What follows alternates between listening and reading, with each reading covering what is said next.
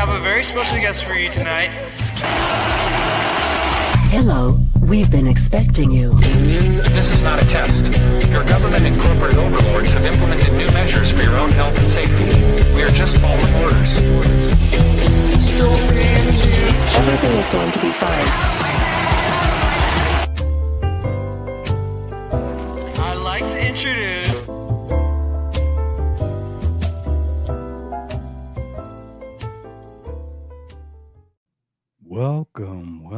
Welcome everyone to another If by Whiskey. How's everybody doing out there? Jason, how are you, buddy? Doing good. Just getting our show posted here. Yeah, You got our friend down here. It's a beautiful day. We've got AncapTim, a wonderful musical artist, joining us today. Welcome, Tim. How you doing?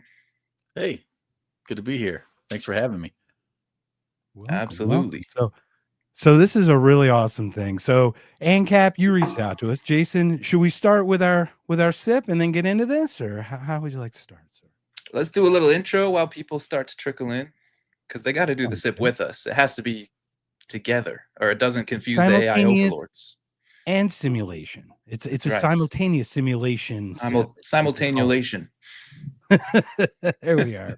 So how did you? I heard you guys just met, just kind of contact each other. I'd love to hear a little bit of background of like how you guys. I started following Tim on Instagram from our new account that we set up. By the way, everybody go follow us at If by Whiskey Podcast.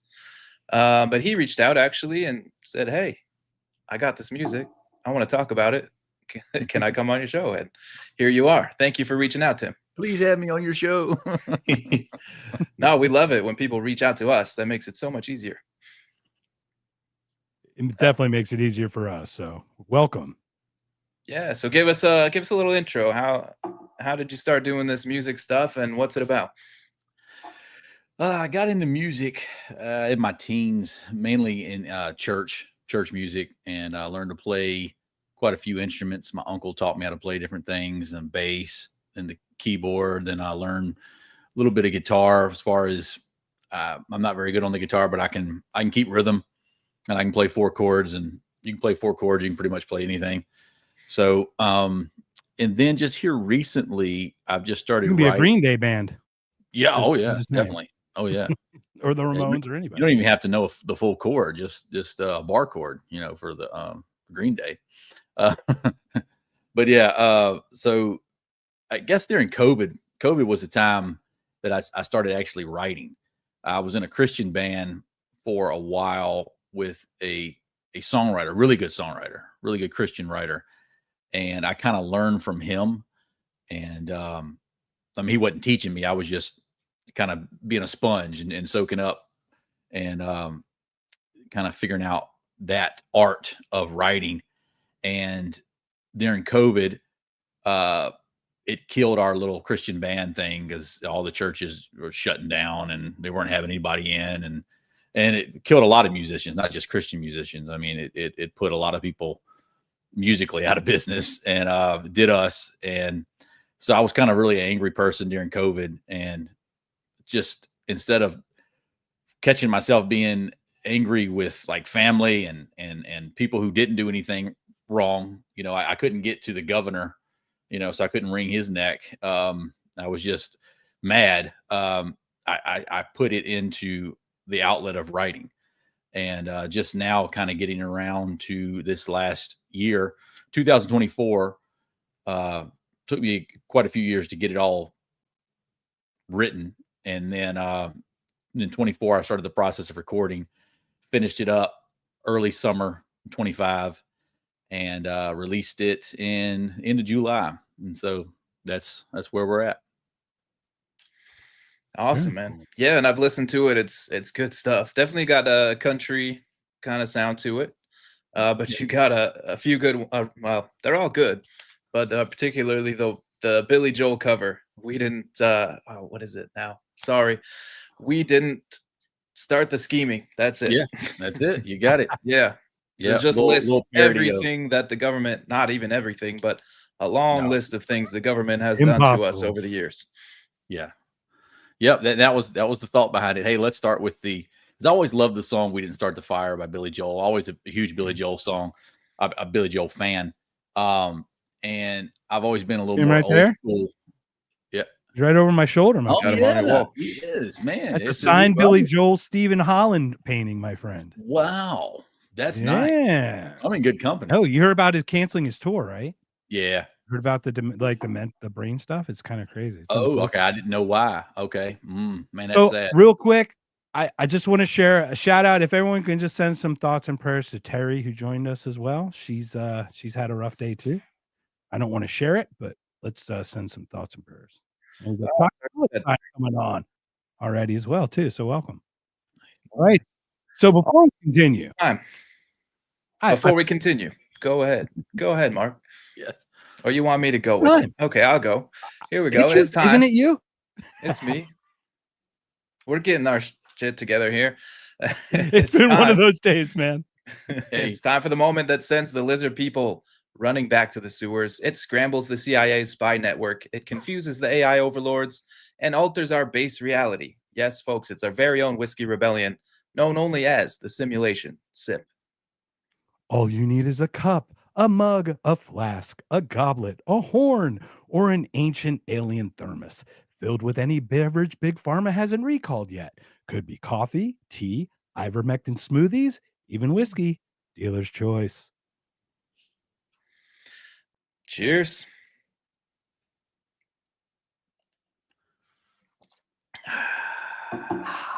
It's good.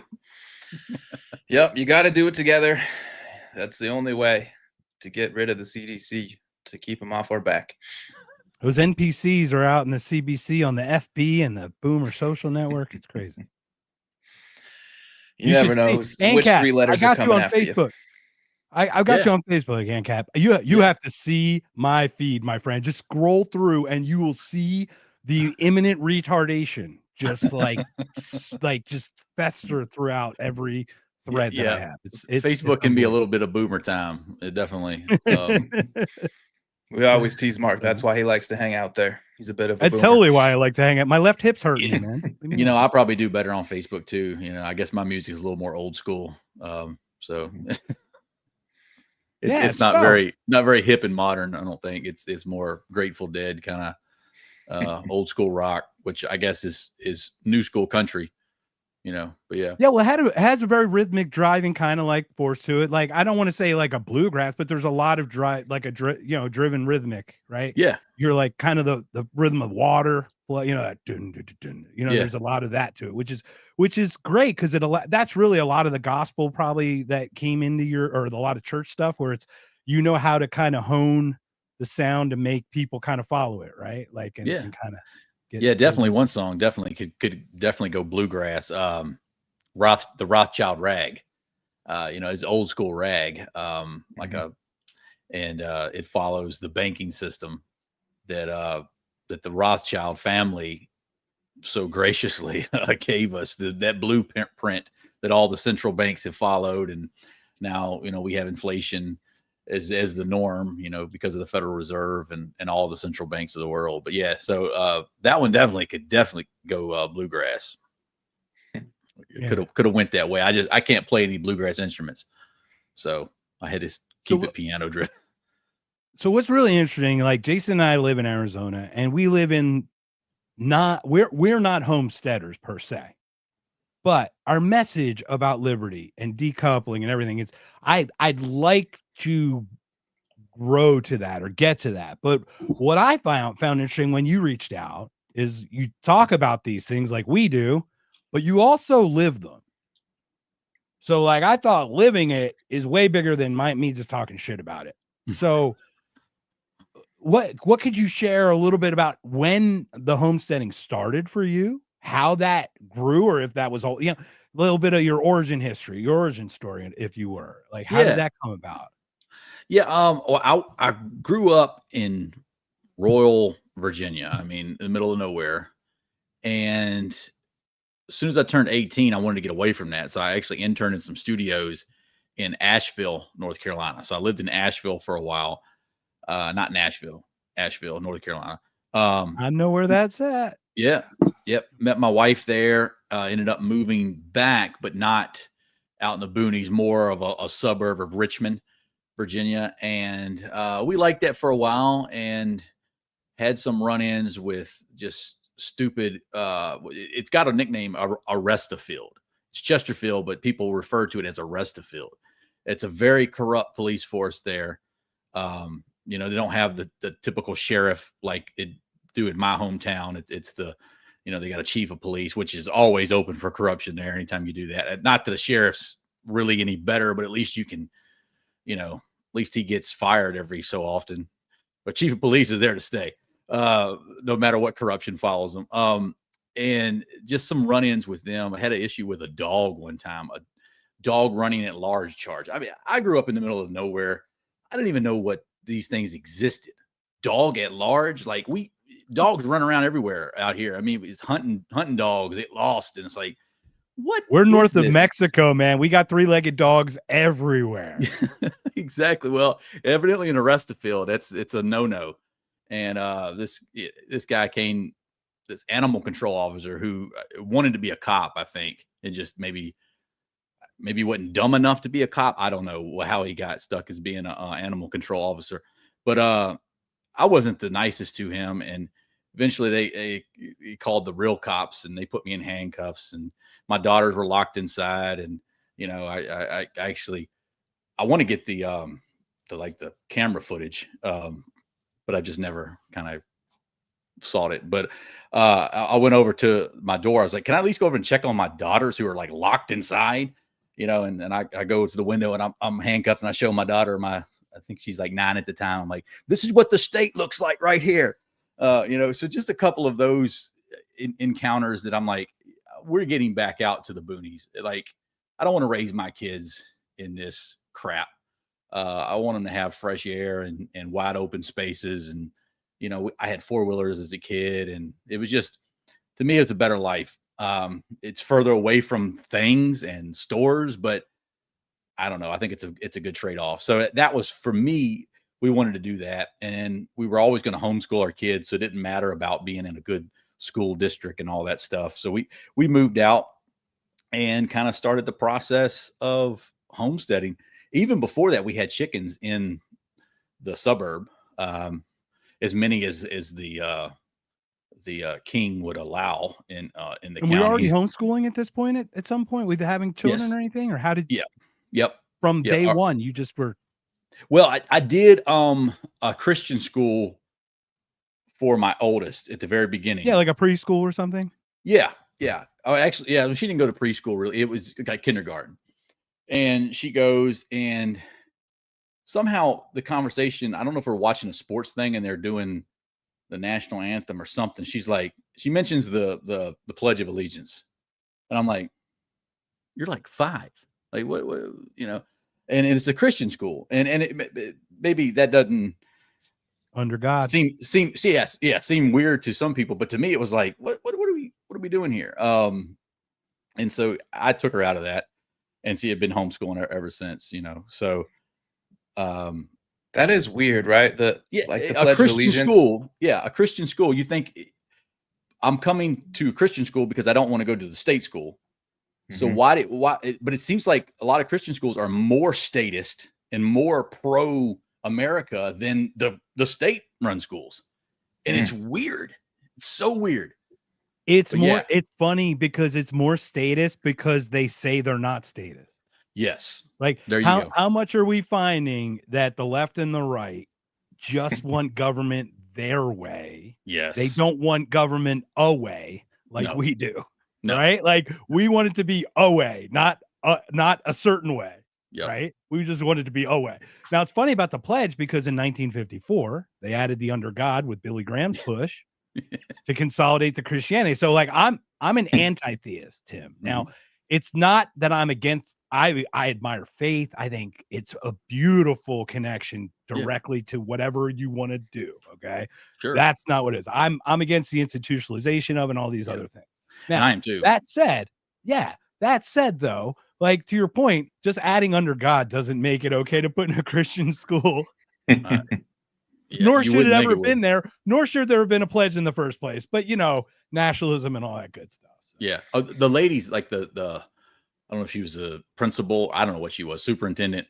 her look on her face when I approached her with this, and I was very cordial with her. I was trying to be understanding and not come out looking like Dale Gribble from King of the Hill, you know. And Well, what are you talking about, man? oh yeah. And but her face was just like, I mean, she just couldn't believe it. That like, Probably shock. you're a Christian, but yet you don't like America. And I'm like, well, it's not really America as far as people. I'm okay with Americans, but the state, no, I'm not okay with that. They steal Thank everything you. they have, you know. And she's just like it's just right over her head, you know. And I'm like, okay, thank you for your time. Yeah. Yeah. To the listeners online right now, just so you know, this is the thing. Judeo-Christian is a made-up term. Yes. It's made up. It was initially used in the 1800s to describe Jewish people who converted to Christianity. And then it got hijacked in the 1930s to create a sense of national pride. It is not real. We can have values that are akin to Christianity or whatever. We can have aligned values, but this Judeo-Christian thing is such a trope, people. Yeah. It's not real. Wake up. This is a wake up show too. So, but that's awesome, man. So please continue. That's awesome. I love to hear this stuff. Yeah. So some of those things were definitely attributed to it. It was like, let's just go back out to the boonies of where I was raised, and bought some land from my grandma. You know, she gave me a grandson deal. And so I was able to get like 13 acres out here, and just started with sheep. We actually had had a goat illegally in our Resta field, and like that, but the goats were a little too. There's no amendment. There's no amendment Bill of Rights about goats. Like read like 2A, 2B, like Amendment 2B. Thou shalt the right for goats shall not be infringed or something. Yeah, no, I don't know. The right to bear goats. Illegal goat. The right to I bear heard goats. illegal goat. I just feel like what illegal goat? Just Yeah. Well, I don't know if that was so much the county thing or the subdivision that we were in. Those subdivisions can be just as tyrannical. The homeowners association. HOAs are Yes. tyranny. Absolute tyranny. It's that one person on the corner, the looky-loo, trying to control the whole neighborhood. Yeah. You know. Yeah, and a goat get his head stuck in the fence. Have you ever heard a goat get its head stuck? It's like it's dying, like it's being murdered. Yeah, because it can't back out. Like the ears don't whatever, and it goes. Yeah, starts going like insane. I mean, it's nuts. Like, yeah. Mm-hmm. And so you have Nancy out there and Karen, you know, and they report you and all this stuff. And so that's why we just got out. And to me, the homesteading thing and the homeschooling kind of go hand in hand for me, because it's another way to just disconnect, not from society. I have no problem with society and people and groups, but it's disconnecting from the state, because the state is going to be more concentrated. To me, this is my personal opinion, more concentrated in the urban areas. It's what I've always seen. It seems like you have a little bit more. You can fly under the radar a little bit more out from the urban areas, and maybe get away with more illegal activity that is not really crimes against, you know. And when I say crime, I mean there's a victim. So if there's no victim, there's no crime. So a lot of stuff I do out here. A great message at this point. Crimes without a victim aren't crimes, people. They're not crimes at all. Taking a drug for yourself to make you feel better, if you feel like it, without it hurting anyone else. Is a victimless crime. Exactly. Yeah, but they don't want you taking natural stuff or even things that aren't natural. But they want you taking the prescribed stuff. You know, they want Big Pharma wants to control that interest. And so, you know, this is actually a song the stuff that we're going to get on sale now. Now that we've nationalized healthcare. Yes, you're going to have Trump RX. Yeah. This Let's is actually a song I'm working on. Let's hear the Trump RX slogan, Jason. I don't know what it. No. The greatest. It's the greatest ever. It's the greatest. Yeah. Yeah. Anyways, you're working on a song about that though? Yeah. Called this concept's not new to me. It's a very old concept. I can't remember off the top of my head who originally coined it, but the Baptist and the bootlegger idea of every time you have a law, there's the Baptists that always try to push the moral aspect. like take prohibition, for example. You know, it's wrong to drink. It's sinful. It's blah, whatever. They're pushing the moral side. The bootlegger's like, yeah, I can get behind this too, because I don't have the correct credentials. And so if it's outlawed, that means there's going to be more people coming to me because there's going to be less people in business doing it. And so there's always these two sides. And the same thing with Big Pharma. Big Pharma loves the drug laws because it keeps people relying on them. And then you've also got the Baptist, and a lot of them are Baptist, squawking about, oh, it's so wrong to smoke the devil's lettuce and to sniff that cocaine and all this stuff. And so they work hand in hand. There's always the Baptist and the bootlegger. You can take any law and you will find those two groups. The person who's going to benefit off of it, the law, and the person who's pushing it for a moral bullshit reason. They both benefit off the law. Yes. They both benefit off the law. So we know it's one of those things. Well, that's what's funny, Jason. You brought If by Whiskey to the forefront. We were coming up with a name, trying to figure it out. Comes up with prohibition, right? Jason, you mind to share a little bit like with ANCAP? Because Tim doesn't know us that well about like the history behind that. Yeah. So If by Whiskey refers to a speech that was given by a Mississippi State representative, Noah Soggy Sweat Jr. He was asked about prohibition, and at this time, prohibition had been already repealed in most of the states, but Mississippi was one of the last ones, holdouts. But he was asked about this, running a political campaign, and he gave a speech that took both sides of the issue on whiskey. And he said, if by whiskey you mean the thing that warms your belly on a cold day, the things that brings us together, the social lubricant, yada yada, then of course I love whiskey. But then if it's the thing that tears families apart, that ruins your life, that kills your health and all that, then of course I hate whiskey. And that became a logical fallacy and a very common description of a politician making these if by whiskey statements. So it all ties back to kind of the same idea. Prohibition, trying to outlaw something, creates a big black market for somebody else. Yeah.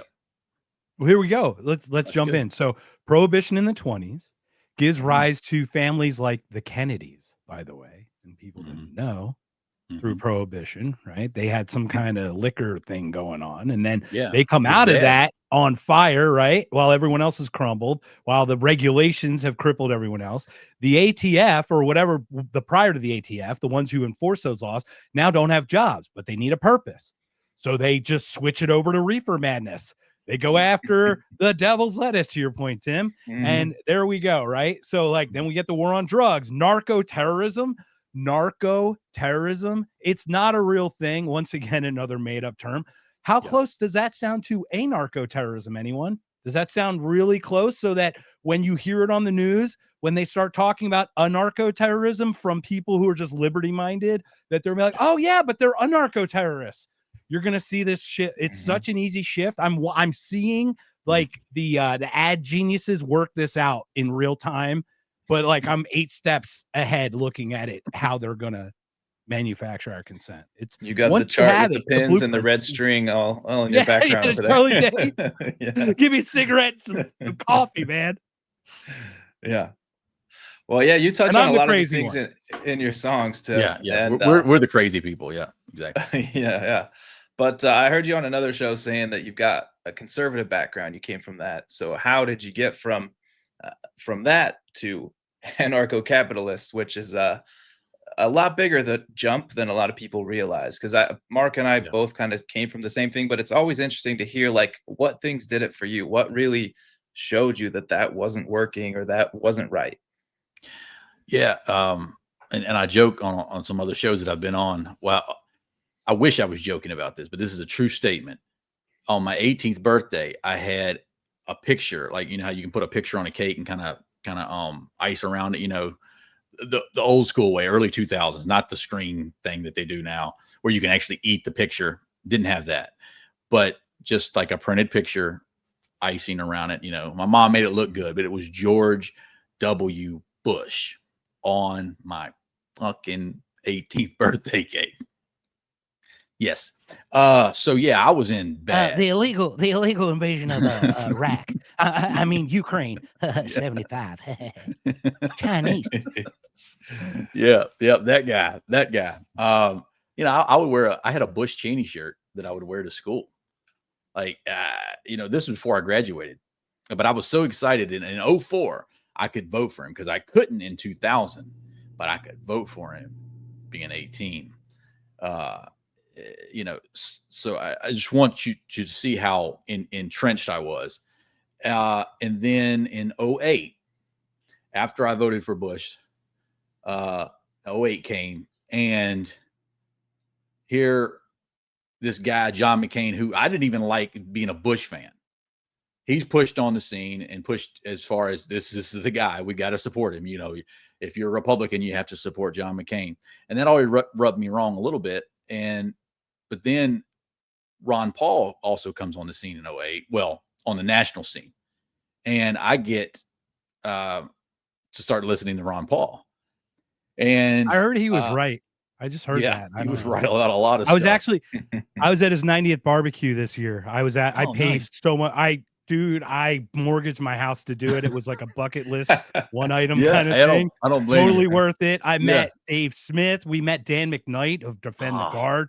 Nice. I saw Matt Kibbe for like the handful of time. I saw Kennedy again. It was an amazing experience. Saw Big Kane, the Big Red Monster. He's a Knox County mayor. Amazing experience. But Ron Paul, please continue. Yeah, it was Ron, like so many, that woke me up.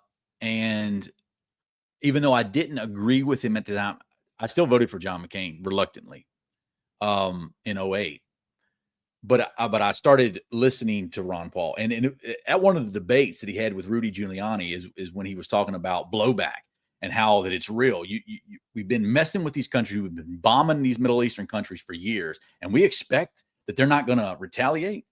You know, and I don't even believe that necessarily 9/11 was done by a bunch of Arab terrorists now, but at the time that was what we were all sold. And but yeah.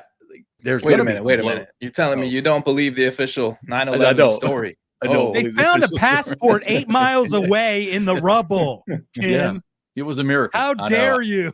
I know. But so Ron Paul is talking about blowback at the time. And I'm like, you know, this makes sense. And maybe we shouldn't be the policemen of the world. You know, I'm starting to go down this track. Term. He's not even coining it. He's just actually sharing what the CIA calls it.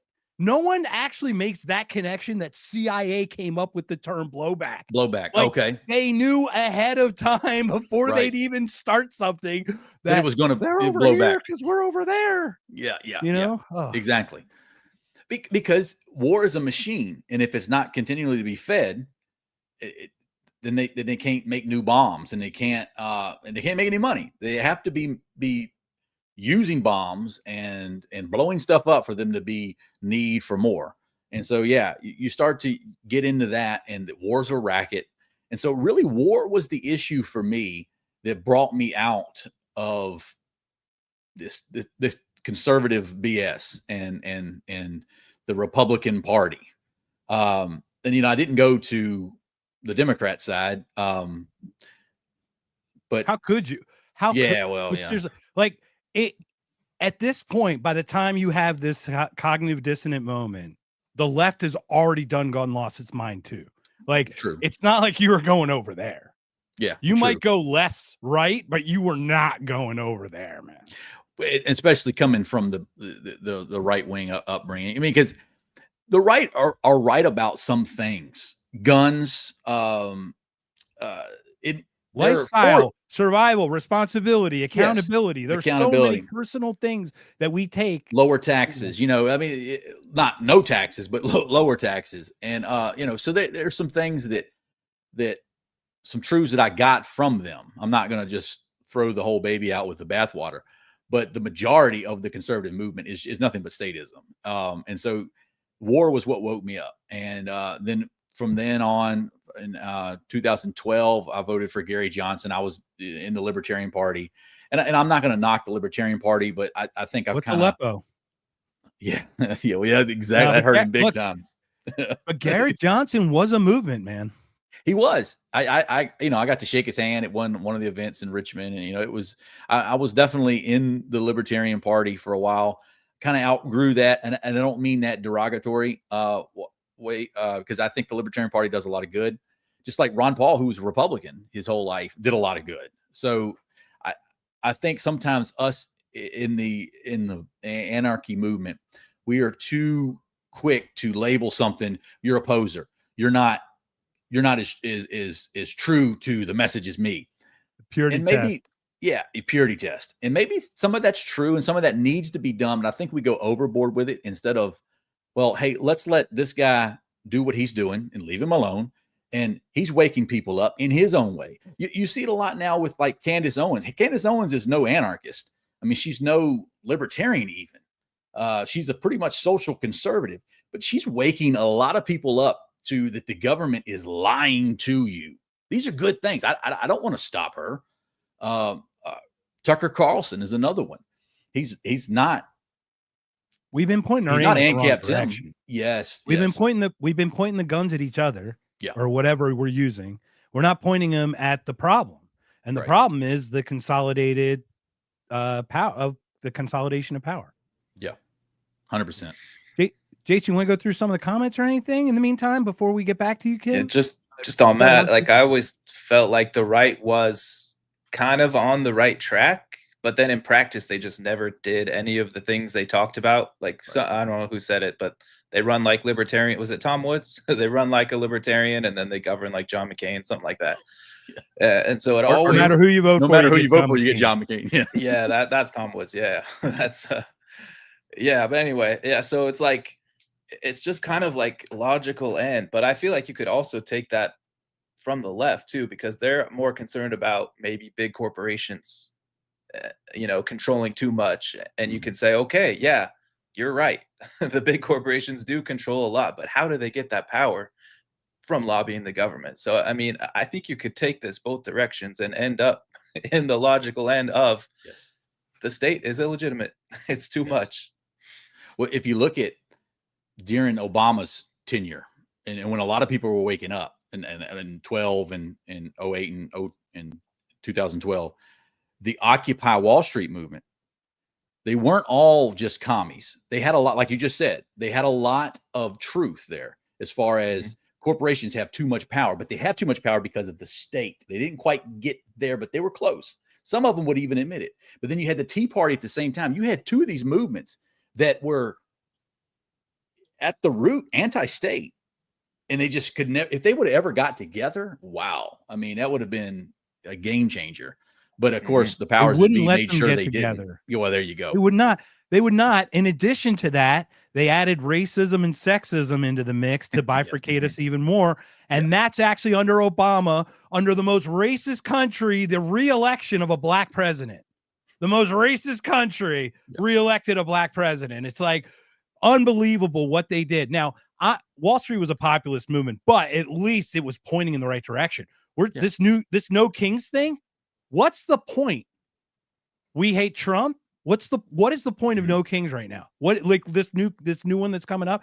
It's not even a movement. It's a we're just pissed and we're going to wear pink vagina hats or something or whatever. Yeah. Like this makes no sense. Has zero oomph behind it. It's like the distraction to say we did something without any actual real movement or actual teeth.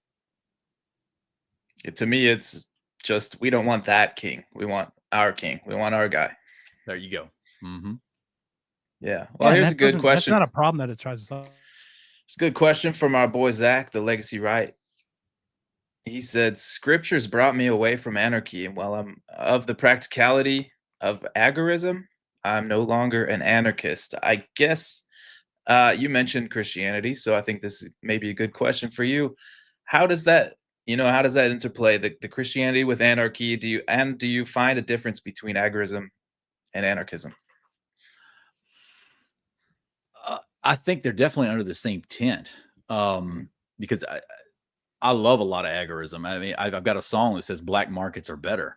I love black markets. But I'm a little bit of a weird ANCAP.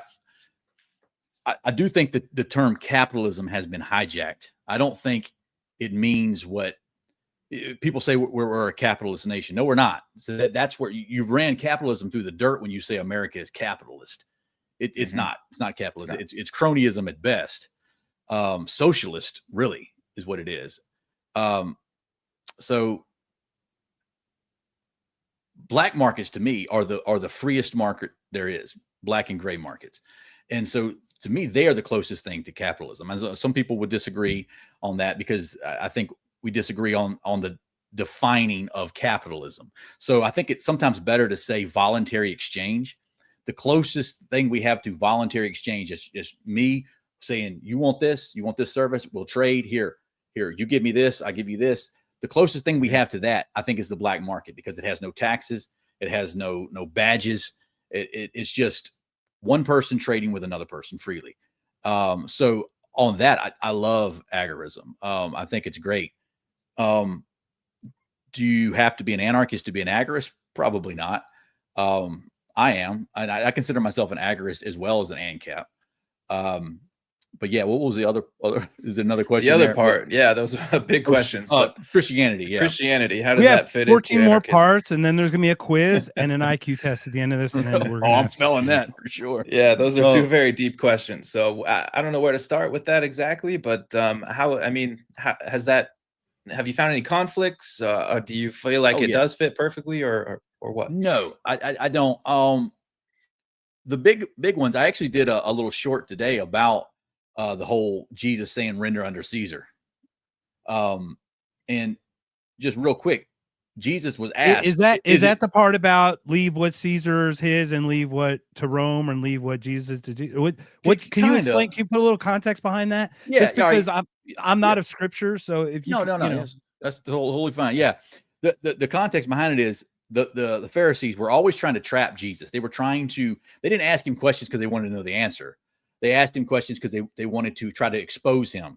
They tried to Kathy Newman him? Yeah, basically. Yeah. And so they had a damned if you do, damned if you don't question. And their question was whether he answered it yes or no, we were going to hang him. And the question was, is it lawful to give tribute, give taxes unto Caesar? And Jesus did not say yes or no. He didn't. If he would have said yes, it is lawful, they would have labeled him pro-Rome, and then all of his followers would have went away, because most of his followers were anti-Rome. They were thinking he was going to come and abolish the Roman government and set up his own government. And he didn't say no, because if he said no, they were going to label him anti-Rome and they were going to sick Rome on him. And so either way, he was he was, like I said, damned if you do, damned if you don't. So he didn't play their game. He instead said, do you have a coin? And they handed him a coin. He said, and he was in the temple of God, whether you believe it was God's house or not. It was the temple of God. They should have believed it was God's house. And he looked at the coin. And he said, whose face is on this coin? And they said, well, it's Caesar. And he said, you got to understand something. Caesar claimed to be God on earth, God in the flesh. And so he said, well, you basically got your answer. He said, render under Caesar what's Caesar's. So he showed them that they already chose their God. They had Rome, that they weren't looking for the God of their fathers, Abraham, Isaac, and Jacob. They had Caesar, who was their God, and their money showed it, and it proved it. And so Jesus rose above the question and said, so he didn't say, yes, it is lawful to render unto Caesar taxes. He didn't, because they would have turned all of his followers against him by saying he was pro-Rome, and he didn't. But yeah. So what you're saying is, so what you're saying is, here comes the Pharisee. Mark. We should get into precious metals and everything and get away from that. But that's the truth. It's like by acknowledging state currency, you've already taken the state as your overseer, over, and especially over God in this case, right? Using it in a temple that was supposed to be God's house, and they were not. I think it's shortly after this, or right before it, Jesus flips. I think it's right after it. He flips the tables, because they're using this currency to buy and sell sacrifices at, they're jacking the prices all the way up because they know they got them. They've made it all the way to Jerusalem and they don't have a sacrifice. So, hey, we're going to gouge them. Typical the Jews being Jews back. Oh, sorry, I shouldn't have said that. That's it. Time out.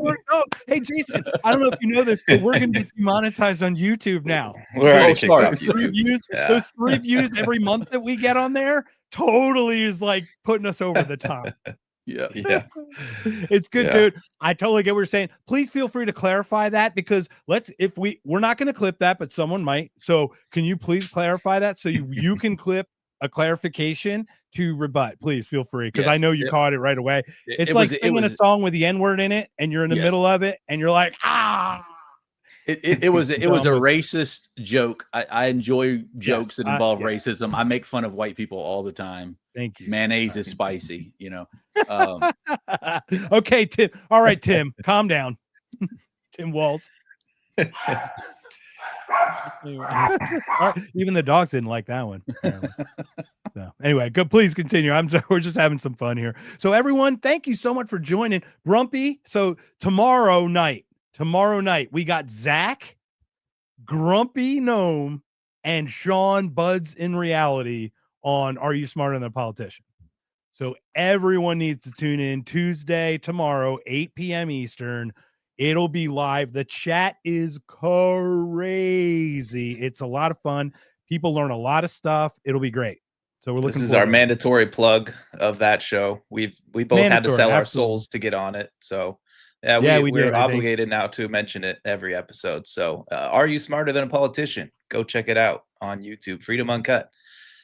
Freedom Uncut. Rumble, YouTube, X, they broadcast songs. Anyway, I don't know if you've been on, but Tim, you should go. It's a good time. yeah, Good I have time. to try it out. Definitely. yeah. Well, I'm in the works. I've got a music themed one. If you know what I'm thinking as well, who else I'm thinking of, Jason?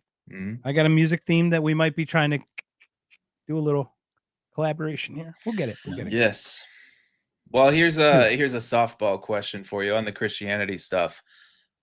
People will say, "Oh, Jesus said to share with your neighbor, and you should love everyone, and yada yada yada." Therefore, we need the government to do these services for other people, to have a welfare state, so that we take care of the poor, and we help our neighbors when they need help. What would you say to that? I would say I have a song that sums it up really well on the album. It's called "Good Ideas Do Not Require Force." So if it's a good idea to help people, it is. It's a good idea to love. It's a good idea to take care of those who can't. It's not a good idea if it requires a gun to your head to do so. So Jesus never said use Rome to do these things. He said you do them, and talking to his followers. So yeah, I don't think Jesus was a statist. And people get hung up that with some of Paul's writings in Romans 13. I think he was a non-interventionist. Like you know what I mean? It's like, let me just live my freaking life. Like, hello. It's like very Quaker-like in its way. I'm from Philadelphia. We have that very live and let live kind of mentality where it's like, go do what you got to do. Right. And the state killed him for it. Whether it was, the religious crowd set him up to the state, but it was the state who carried it out. It was Rome that crucified Christ, with the Jews screaming for it. I mean, the religious Jews, the system that they had at the time. But yeah, I definitely, I don't see Jesus as a socialist. I don't see Jesus as a statist. Yeah, he preached voluntary exchange, and he preached doing things personally for other people. And it wasn't about a show. He even talked about prayer. Don't pray openly and so that everybody can hear you. Pray privately. So it was all about changing the inward and then helping people outwardly. It wasn't about statism at all. And from a 50,000 foot level, if I were to look at this stuff, I'd be like, it seems like his message was of service. Yeah. But to your point, it was voluntary. It's like, this is what we're here for, is to serve each other. And by serving each other, no one's selfish because everyone else is like picking the fleas off the other monkey's fur, right? Like, that's kind of the whole point of it. Like, it's more than just social. It's like actual. In communism, if you want to move out in the middle of nowhere and make a commune and it's voluntary, I have no problems with the idea of a commune, the idea of the community built where everybody does their share and all that stuff, as long as it's voluntary. People choose to be there and they choose to live under whatever contract they set up. I have no issue with that. Yeah, absolutely. All right. That was an easy question. Maybe a little harder one. Oh, I think it's Romans 12 that always gets brought up. Is 12 yeah. or 13? I can't 12 or remember. But 13. I think I said 13 earlier, but I think it might be. I think 12 goes into 13, but yeah, yeah, the thought. That's it's kind of how around there numbers anyway. go, People guys. can find it. 12 It's goes into 13, goes into where 14. the apostles say that they're asked something about, oh, should we submit to the government? And they said, yeah, governments are set up by God and ordained by God, I think is the phrasing in there. So, Yes, what Paul says. um, Yes. Mhm. yeah. So, what do we make of that? Well, I think there's two different thoughts of that in the Christian anarchist. Number one, the previous chapter, which I think is 12. It could be off a chapter, it could be 11, but I think it's 12. He kind of gives the criteria to being an overseer or being in authority. And it's basically the bar is so high that no one can reach it. So then he goes into talking about we should submit. And so I think what Paul is doing, Paul is writing a letter to the Roman citizens, knowing full well it's going to be read by the Roman state. Mhm. And so I think he's writing in code, so to speak, writing in a way that they're going to read it and they're going to be like, huh, this Christianity doesn't sound too bad. It's talking about submitting to us, you know? But I don't think that's really what he's talking about. I think he's given the criteria in the previous chapter in which Rome did not qualify. And so, yeah, that's kind of how I look Almost saying something like, if you can do these things, Yes. then you Then- might have the ability to have the Yes. authority. Yes, Mm. yes. That And then clearly they were short. right. And if you think about it, it really makes sense because that's how, if it was any other letter written any other way that didn't have that in it, Rome would have cracked down on Christianity even harder. And they still end up cracking down on Christianity. The person who wrote that, submit, ends up being murdered by Rome because he didn't submit. They told him, stop preaching Jesus. He said, fuck you. I mean, basically, and they killed him. They cut his head off. So to say that Romans 13 means that we need to submit, it's kind of laughable because it was written by someone who didn't submit. And I love how American Christians always love, if they find I'm an anarchist, they're always like, well, Romans 13 says, blah, blah, blah, blah, blah, submit to the government. Okay. Were the founders right or wrong, according to your interpretation of Romans 13, when they rebelled against the British government? Did they submit? They should have just submitted, right? Well, no. That was God ordained. The founding of this country was God ordained. Well, no. But Per Ted said Cruz, Romans leave what's to 13. the state of Israel. Those who shall bless Israel shall be Oh, blessed. yeah. It doesn't matter what government's in Israel right now. It matters Right. that it's Israel. Exactly. So it didn't matter that you had taxation without representation. Right. They were the This government God logical- gave you. Yeah, this Yes. circular BS. Oh, is yeah. like Yeah, crazy, yeah. man. It's all Right. it's like hypocritical, like, woo, circular. Anyway. Yeah. So I say, look at it logically. If Paul meant what he said, why was Paul killed by the state for saying, no, I'm not going to do what you tell me to do. I'm going to keep preaching Christ. Yeah. You want to read that? Zach Jason? says you made his That- day. that's all. Tim, he'd love to have you on for a theological conversation.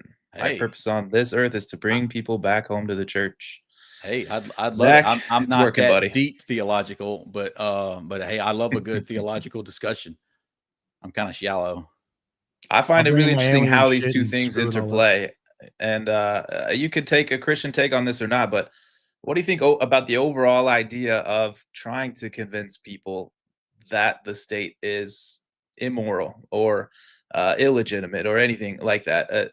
Because we saw during COVID, for example, people loved what the state did. Not everybody, of course, but there were a big group of people that just said they didn't do enough. they gotta intervene more in our lives. And if we tried to take it away, they're just going to I don't know, they'll just build it right back up and probably worse. So I mean, is it worth our time? And does that tie into that the Christian idea that you just kind of store up your treasures in heaven and wait for God to mete out his justice? I struggle with this. I don't really know what to think. Yeah, I do too. I think from a Christian's perspective, this world is not our home. We are called ambassadors for Christ. That means that we are living in a foreign nation.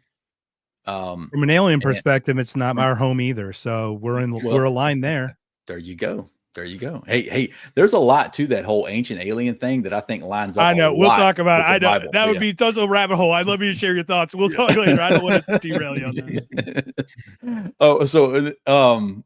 Okay. Sometimes, see, my strategy, this is just me personally. Remember, I have no problem with Ron Paul, the new Ron Paul, which is Thomas Massey. He's a Republican, that an elected official in Mordor, but he stands up for some decent things. But my view of what I think is best for us to combat the state is to pull back from the state. Is to homeschool your kids. Number one, if you can do that. I know it doesn't work for everybody, but if you can, make it work. Because don't let Caesar teach your kids and then wonder why they're Roman. Teach them voluntary exchange. Teach them free markets. What the pledge has under God in it, Tim. Yeah. Yeah. I don't care Which about God? that. Yeah. Right. Well, yeah. Yeah. The God of the state is what I think it's about. But yeah, statism. I think statism is the world's largest religion. But I think we need to pull back. Homestead, black markets. Man, I'm a fan of black markets. If you can trade and you can buy and sell without the government knowing about it, Bitcoin is a way, I think, to do that. I think the blockchain might be used against us in the future, but as of right now, any way to get away from the state, I think, is great, and form your own communities. And I'm not saying it has to be communes, like little communes, but like they can be with the social media and the web. These communities can branch massive distances, and That sounds like thought crime, Tim. Yeah, like it is a bit. It is a bit. Look, I think you we and can trade Zach with are each going to be other. having a love fest because you just brought in Bitcoin and blockchain. Zach is probably doing something at his desk that we're not going to talk about right now. Just saying. Okay. Why would you even say that? Because it's fun. We're just having a good time here on a Monday, man. We're just running through some. Jason, do you mind pulling up Chuck Dollar Sign's point about the Old Testament about where is it? About not Yeah, he following says the in the New There. Testament, Jesus said, "His kingdom is in heaven. Each of us in our belief in God. Again, no rulers. Do not need a ruler." Old Testament typo. Yeah. So just a point on that. What's interesting too is like COVID, to Michael Mouse's point, many people are stupid. The majority of people are not competent to do certain level things. That's not bad or anything. That's just a fact of like diversity and the variety of life. Okay. That's how it works. But some people, what they lack in that competency, they really lack in ability to like get in line and to follow orders.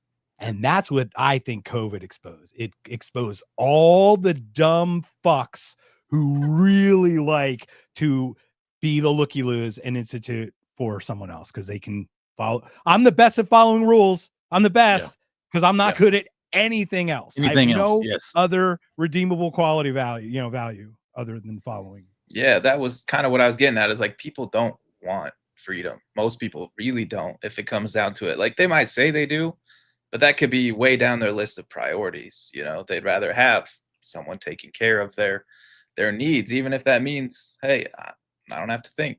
You know, I don't have to have freedom. I can just sit in my house and be taken care of and live off of everybody else's expense. Yeah, and that's accountability thing. It's the accountability and responsibility. That takes work, guys. Liberty is messy. Yeah. It's not easy. But this is the point. It's not about the conflict. It's about the conflict resolution. Because how we resolve the conflict is really the problem. Because to say there won't be conflict, there is no utopia. Everyone's going to come into conflict. But how we address it. So, Tim, before we cut it anything, because like we've all had a long days, please, can you mind sharing all your stuff, all your socials and everything? But as we continue the show, we've already got 150 people on the X, and we've got a bunch of people on Rumble. So thank you everyone for joining us. This has been so awesome, and thanks for joining us. Yeah. If you want to hear my stuff, you can go to AncapTim.com, and there it has all the links to all of the streaming services. It's the debut album is on Spotify, Apple Music, Amazon Music, all of those, everyone you can think of. You can just type in AncapTim and I should come up. The album is a little bit on the nose. The title is called "The State's Just a Mafia." There's a title that title comes from one of the songs, the first song called "State of Affairs." That's kind of the hook of that song, "The State's Just a Mafia." But I'm on YouTube. I'm on Facebook with all the boomers, and the people who like my music, which is more old school. And X, Instagram. If you're on X, please give me a follow, because I think I've been like shadow banned, and I get no traction. We all Zero have, man. on We X. all have. Yeah. Trust Yeah. me. So that's where us anarchist community needs to come together and help each other out and like stuff and watch at least halfway through something, and Terry's great about that, by the way. Terry Yeah. on in the chat. She's the best, and she'll help you grow. So we'll get everybody connected. But basically, yeah, this is Terry right there. Nice. Terry says freedom requires personal responsibility and consequences. Very correct. Yeah, taking it back to the music again before we wrap up, just what kind of feedback do you get? I mean, do you get people that come in not knowing what to expect? They're like, "Oh, I like the tune here," and then they're like, "Whoa, what are you talking about? You're saying America is not the greatest country in the world? What's happening here?" Yeah, I think with a name like AncapTim, I'm guess, definitely hard I'm to definitely slip by people. Yeah, I have a niche audience. But some of my, like the song I've talked about, Black Markets, where the black markets grow. I've kind of stepped out into some of those homesteading markets and gone on some of those podcasts and different things. And so I've seen some good people have been receptive to that song because they live it. I mean, they're, farmers markets and trading and bartering neighbor to neighbor. I raise sheep and sell the meat in the black market, and so I've got a little bit of Stripe. cred. We only accept Stripe at our farmers market. Sorry, Ancap. Stripe and Venmo. Yeah. GoFundMe and And it's Bitcoin like so Cash. funny. Like we have farmers markets, and it's like, dude, they're not farmers. Yeah, I know. Well, most farmers markets are what I'd call gray markets, but that's why I think black markets are the best. That you don't have no government interaction, and so yeah, I've kind of gotten into some of the normies with some of the homesteading stuff, but for the most part, it's probably just been people like us that have listened to it, and so I've had a lot of good feedback. Negative stuff has maybe been like, yeah, I really like the lyrics and everything, but it's maybe not my style. They may be like more harder stuff, like more heavy stuff or rap or stuff like that. That ain't me. So, Sure. I'm not your guy if that's what you want. But if you're more middle of the road, with maybe some old school vibe to it, maybe a little bit of 90s alternative, maybe more modern country, but it's not overly pop, I don't think. But then give me a listen. And even if you don't like me, pull me up on Spotify and hit play, and then put your phone in the other room and just leave it. It helps me. Yeah, absolutely. Yeah, so I do have one interesting question, because you mentioned like Richmond, and it makes me think of that one song that Richmond of Richmond thing. And I don't do comparative people with musicians, but do you have a musician community that you guys get together, or are you guys kind of all so individualized? Because like the true way to live is like alone and with interaction versus together with over interact. Like if you know what I mean? Like, yeah, but I actually have something interesting to say to that. I don't know Oliver Anthony. That's the guy you're talking about. I don't know him personally. He doesn't live too far from me. But I do know his drummer and his bass player. Actually played in a band with his drummer, one of the fine drummer. His name is Noel. And he was one of the first ones I sent to listen to the album, just to kind of critique it. And Very so cool. yeah, yeah, we kind of know each other, but I don't know him personally. I just know some of his bandmates. Yeah, and I was just like I said, like more of a community thing because I was in a cover band and like in the Philadelphia area, there was like this group, Yes, yes, and everybody knew everybody somehow in some yeah, connection, but it was like a very Kevin Baconish kind of degree, 2-3 degrees separated. 100%, definitely, yeah. Jason, Yeah, sir, one you have more, anything? question I had is just Yeah. what kind of messages do you find work or resonate with people that are outside this libertarian ANCAP world? You're talking to normies. What kind of things tend to hit home with them? I think again, not to beat a dead horse, but the homestead thing, the black markets, and Being the change you want to see, yeah, right? I and mean, is that really what you're living the life that you're claiming yeah, you yeah, want? right, yeah. And I will say that the whole Epstein thing and them thinking Trump was going to just blow the cover off of it and expose all this stuff, and then nothing happened. That was a big one. Because it was hard for me to watch so many liberty leaning people jump on Trump's train this last time. It was like talk about people like Tom Woods and Dave Smith, and Dave people Smith who I and Clint love. Russell. Yeah. Yeah. And not that I threw them out, like, because I'm not one of those guys that are going to throw out somebody that's as profound as Dave Smith and Tom Woods, but it really hurt me, And so, but to see them be like, okay, yeah, we got fooled. I'm like, well, duh, everybody knew that was going to happen. Right. I mean, Tom, Yeah. you say no matter who you vote for, you get John McCain. So like, what?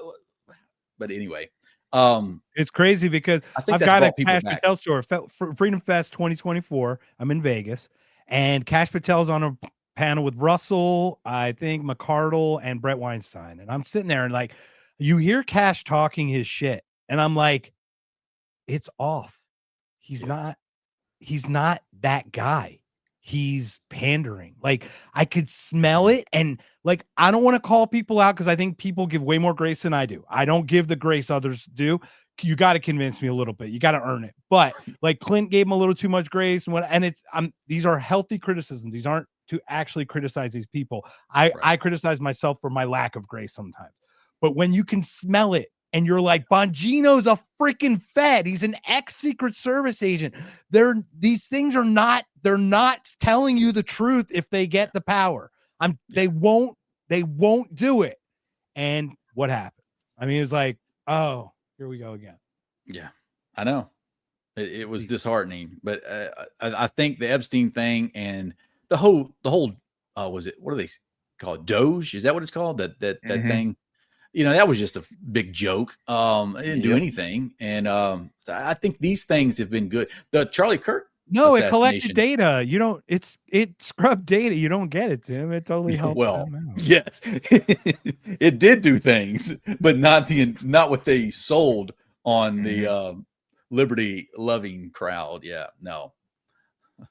Yeah, that stuff freaks me out. Not to go down that rabbit trail, but this Trump's whole administration loving AI and seeing them possibly using blockchain technology, and like there's some people in like Silicon Valley that have looked at in Revelation where it talks about the mark of the beast, and they're like, oh yeah, that's blockchain.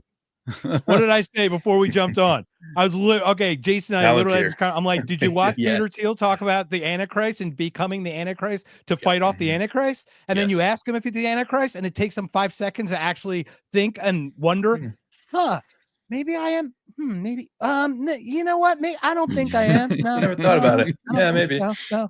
After much consideration, like much not consideration. knee-jerk, what the fuck are you talking about? No, and it's let me think about that for 5 seconds before we've done an internal review and found ourselves not guilty of any wrongdoing. Well, anyways, Tim, thank you so much for joining us. Mark, any final thoughts? Thank you, everyone. Thank you. Yeah. So first of all, Tim, thanks so much for joining us. We're going to connect each other. Follow Terry because we got some cool stuff for you to talk about with you. Yeah. And Roman, hopefully Roman will watch this as well, but we got to talk with him as well because Roman's done our intro and outro music. Terry, Zach, Free, Randall, Chuck Dollar Sign, everybody. Thank you so much for joining us today. This is an awesome If by Whiskey, as always, man. It's been too long since I've cared. I keep the pain inside my head. But this reckless life of a bandit will surely take me to my grave.